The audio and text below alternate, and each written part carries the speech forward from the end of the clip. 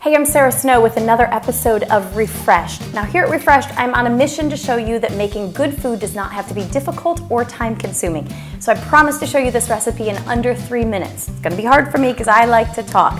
So this is banana and sunflower seed butter bread.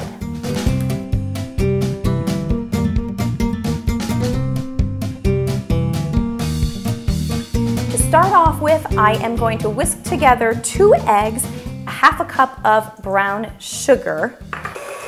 I'm adding to that 2 tablespoons of oil. I like to use a good quality organic canola oil. Okay, and then I'm adding into that a half of a cup of sunflower seed butter. Now, of course, you could use almond butter, you could use peanut butter. I like sunflower seed butter because it means that Sylvia can take it to her nut-free school, and it means that everybody can eat it. A little tip on that oil, if you wanted to make this lower fat, you could replace the 2 tablespoons with applesauce or even with fat-free Greek yogurt.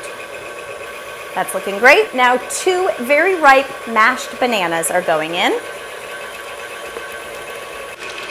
Before I add in the dry ingredients, I'm going to scrape down the sides of my bowl.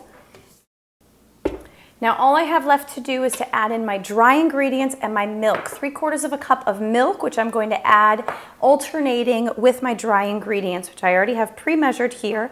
I have 2 cups of flour, a teaspoon of cinnamon, a tablespoon of baking powder, and a 1/4 teaspoon of salt. I just whisk it around a little bit to make sure it's all blended.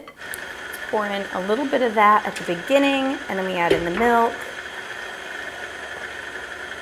Now after I've got all my wet and dry ingredients in there, the final step is an optional one, and that is a half a cup of raisins.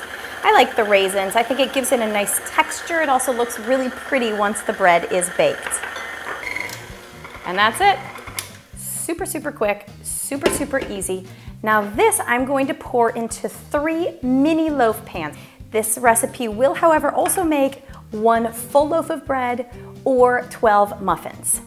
These are greased, so if you're doing mini or full loaf pans, you want to make sure you grease them ahead of time. And this is going to go into my 375-degree oven for about 20 to 35 minutes, depending on the size of your pan. Then through the magic of pseudo television, I can show you that this is what one of the loaves looks like when it comes out of the oven. Look how beautifully that has risen. You can see the raisins come to the top. It's a really gorgeous bread and so, so delicious. This is a go-to recipe for my family. I hope you enjoy it as well.